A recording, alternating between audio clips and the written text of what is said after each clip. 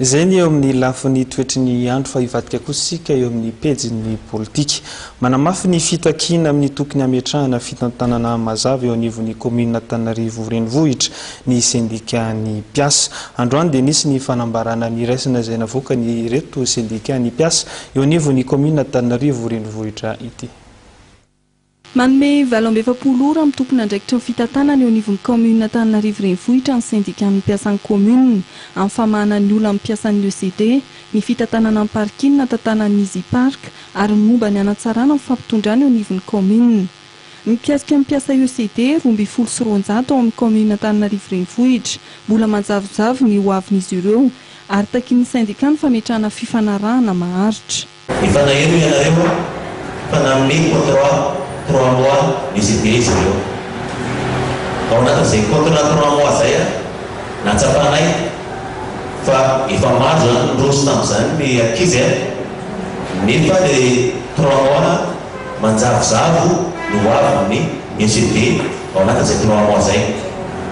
Tiana zany manamarika fa tsy maintsy hitaky izahay amin'ny fitantanan'ny tanàna Antananarivo andrafitra convention anankiray mba ahafahana mahita soratra mazava hoe eto no avy reto ECD reto fa tsy tapitra ny volana epijaminy eo.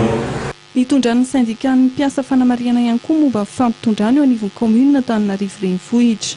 Ao anatin'ny fifampitondrana dia matsapa ny mpiasa fanany amin'ny arrondissement na ao anatin'ny resaka syndicat dia betsaka ny geja mahazo ny mpiasa. Betsaka ny fampororona mahazo ny mpiasa. Noho izany mangataka ihany koa zay mena tsara izany satria tsy hoe rehefa mitadika syndicat dia omena 2 rehefa mitolona ny ankizy dia omena 2 na rehefa te hiaraka hitolona amin'ny namany ny ankizy dia anaovana asa tsy araky ny hainy. Mitsipaka ny fitantanan'ny Easy Park ny parking eto Antananarivo ny syndicat ny mpiasan'ny commune. Ho azy ireo dia mitarika fampiantoka ho an'ny commune Antananarivo renivohitra amin'ny fanomezana ny fitantanana ny parking ho an'ny Easy Park. Miantoka ny mpiasan'ny commune ary 200,000 vola ampiasain'ny Easy Park no any azon'ny commune.